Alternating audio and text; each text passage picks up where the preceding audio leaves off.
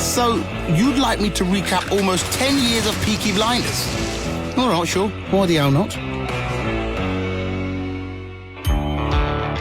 The series begins shortly after World War I on a dark, foreboding back streets of Birmingham. At first glance, it's frankly quite dirty, debauched, and seemingly a lawless place, except for the fact it's unofficially governed by the Shelby family. I'm telling you. A local criminal gang who are calling all the shots and firing them too. The Shelbys have an unspoken reign of respect and can stun a whole road into silence just by walking down it. That's partly because of their scary flat caps. Don't look too close. They make blindingly good weapons. Now, a quick family tree of the Shelby siblings. There's the oldest but not the sharpest, Arthur Shelby. Hello, love. Followed by Tommy. We'll come back to him in a moment. There's Ada, John, and finally, Pipsqueak Finn. And let's not forget the modest matriarch Aunt Polly. They're all important figures, but Tommy is the feared and somewhat revered mastermind behind the family business. You want me to write this down? He's a smart and complex leader and a decorated war hero whose fighting skills extend far beyond the battlefield. In fact, these days, Tommy's business aspirations are as high as his impressive cheekbones, which is why he's placed his bets on a better life by turning the Shelby family home into an illegal bookmakers where they fix the races. Now, hold your horses, folks. Here come the broad strokes. By order of the Peaky Blinders. In Series 1, the Shelby family accidentally steals some important guns. But then Winston Churchill sends out his own big guns to find them, in the form of ruthless Inspector Campbell and undercover agent, cum barmaid, Grace, who can pacify even the rowdiest of regulars by singing some sad songs. And it's not just the boozers who are woozy with admiration, oh no. Both Tommy and Inspector Campbell fall head over heels for Grace. I break your heart. Already broken. Tommy takes her to the races, makes her his secretary, and inadvertently gives her access to loads of juicy intel. What does that mean? Campbell goes all mean and threatening about the guns and gets Arthur beaten up until Tommy makes an ultimatum about potentially returning them. I will let you know where to find the guns. You'll be a hero. Now, Tommy's sister Ada falls pregnant with communist Freddie Thorne, which is complicated because no one seems to like the communists, but they get married, and it's kind of okay. Meanwhile, the Peaky Blinders have fallen out with a rival Romany group called the Lees, all because they laughed at them. Is there any man here named Shelby? Tommy convinces Billy Kimber, who runs most of the racetracks, to join forces against the Lees. But then Tommy calls a truce with the Lees by making his brother John marry one of their members called Esme. I now pronounce you man and wife. The families unite against Billy Kimber, and there's a lot of backstabbing, and front stabbing for that matter. Realising she's a smitten kitten with the top dog Tommy, Grace gives up the gun location to Inspector Campbell, along with her resignation, and rejects his awkward marriage proposal. You deserve better. Is it him? Instead, she and Tommy finally, connect. And Aunt Polly gives Grace a talking to about being a spy. Billy Kimber's lot arrive in Small Heath, by surprise, and want blood. But Ada jumps in front of the rivals and stops them. Kind of. Billy kills a Peaky boy called Danny, and Tommy kills Billy. Enough! So it's almost peaceful. The Peaky Blinders acquire a license, making their business legit, and Tommy discovers Grace is a spy. But he loves her anyway. She tries to convince him to run away with her, and he flips a coin. Then jealous old Campbell confronts Grace at a railway station with a gun, and a shot gets fired. But by who? Which leads us on to Series 2. And Inspector Campbell has had a fall from Grace because she's the one who shot him. He survives, however, and walks with a menacing wolf-head cane. Ada's husband, Freddie Thorne, has died of pestilence, and she's moved to London with her kid Carl, as in, you guessed it, Marks. Tommy is begrudgingly hired by the IRA to assassinate someone, which he does. The Shelbys decide to expand their bookie business, and the Peaky boys go on a violent frenzy to Italian gangster Darby Sabini's club in London.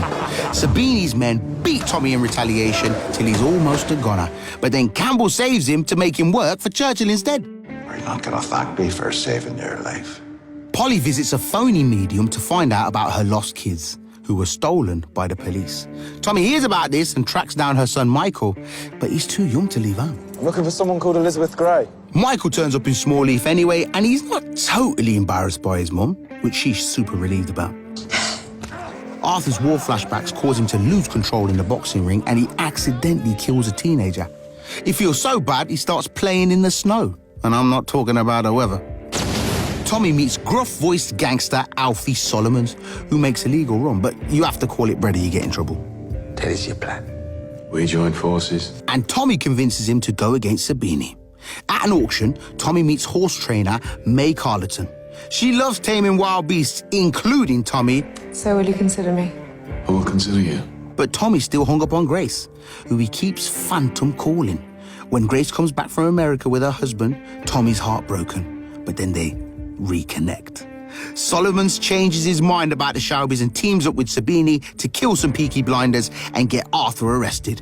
Skulking Campbell gets Michael arrested too and makes Aunt Polly debase herself for her son's release. I'm talking about a simple transaction here. Then it all culminates in Derby Day, where Tommy's men burn Sabini's bookie licenses and steal their bets. Grace reveals she's carrying a baby blinder. Campbell receives a fatal blow on the blower. And Tommy is kidnapped and almost killed in a field. And the Blackwood went. But Churchill's not quite done with him yet. You still with me? Series 3 kicks off with an exchanging of rings and a vow that there'll be no more guns in Tommy's posh new house. Except that very night, a Russian wedding crasher provides an incorrect code name for a money transfer and, well, vows are made to be broken. Archduke Romanov thanks Tommy for killing the imposter with a big fat and possibly cursed sapphire. This is already for the killing of the spy and the down payment on future services. And they make a business deal, which Father Hughes muscles in on. And that's bad news, because he's horrible to children, including Michael when he was young. Be sure to check under your little boy's pillow. And is part of a far-right group called the Economic League, who do what they like.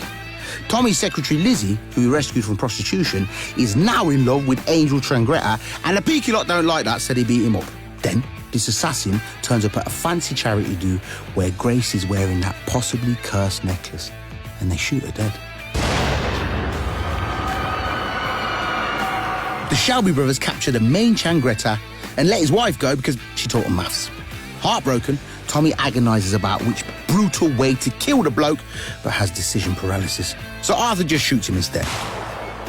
Anyway, Tommy spirals through grief, does some stuff with the Archduke's niece, and Tommy wants to kill Father Hughes, except he's discovered that Tommy is planning a big heist with Alfie Solomons to steal jewels from the Russians.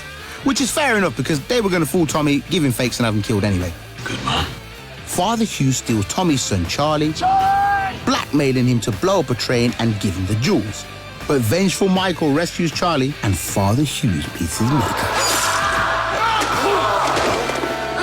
Meanwhile, Tommy's boys dig a big tunnel, nab the jewels and reluctantly blow up the train. The Duchess double-crosses her Russian family and pays Tommy for the precious swag, and Tommy hands out the cash to the Shelbys before they all get arrested. Oh, actually, not all of them. Tommy goes free, which the others are pretty livid about because in Series 4, they're walked to the noose. But at that last second, Tommy strikes a deal to save their lives. Some of them are at the end of their rope with Tommy anyway, and decide to go off their separate ways. Arthur and John's families move to the middle of nowhere and get chickens, but trouble still finds them in the form of hate mail from mobster Luca Trangretta, who wants to avenge his father's death. And what's the purpose of your visits? Pleasure. Luca's lot manages to kill John and injure Michael, which forces the Shelbys back together. They hire hitman Aberama Gold to help them in exchange for taking on his son Bonnie, who's a talented boxer. Speaking of heavy hitters, communist activist Jesse Eden convinces Tommy's entire factory workers to go on strike, and Aunt Polly makes a deal with Luca Trangretta to save Michael's life in exchange for Tommy's. You take Tommy, spare the rest. There's a cat-and-mouse chase on the streets of Birmingham, and then Tommy's lured to a meeting. It turns into another bloody battle where Tommy and Luca go head-to-head, but the police intervene. Thing is, Tommy was prepared because he was actually in on the ruse with Aunt Polly all along. Lizzie reveals she's pregnant. Yes, it can only be yours. Polly has a magical moment in the woods with Aberama Gold, and Luca goes to Alfie Solomons and presents a plan. Yeah, Tommy Shelby was right about you, wasn't he? Cut to a massive boxing match with that kid Bonnie, where Arthur smells something fishy and follows some men who kill him. Brother! He's dead!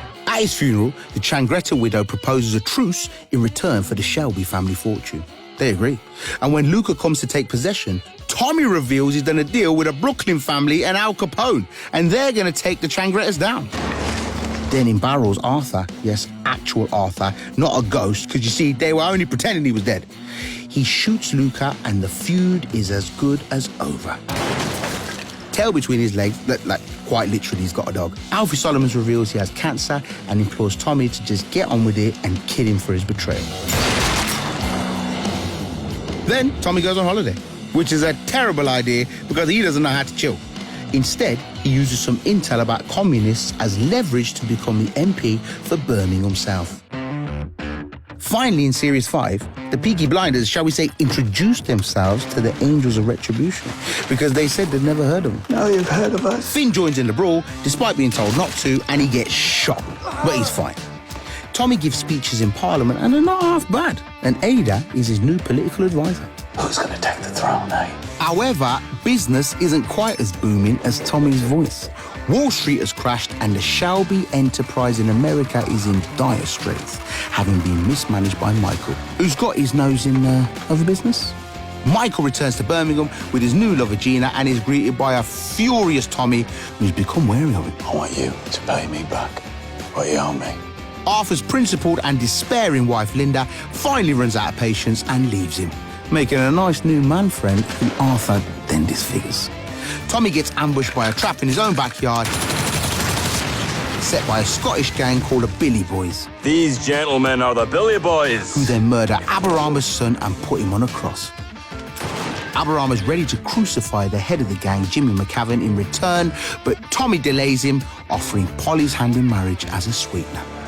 The thing is, this questionable MP called Oswald Mosley has coerced Tommy into joining his new venture called the British Union of Fascists. And Tommy's going along with it, but only so he can infiltrate the party and destroy it.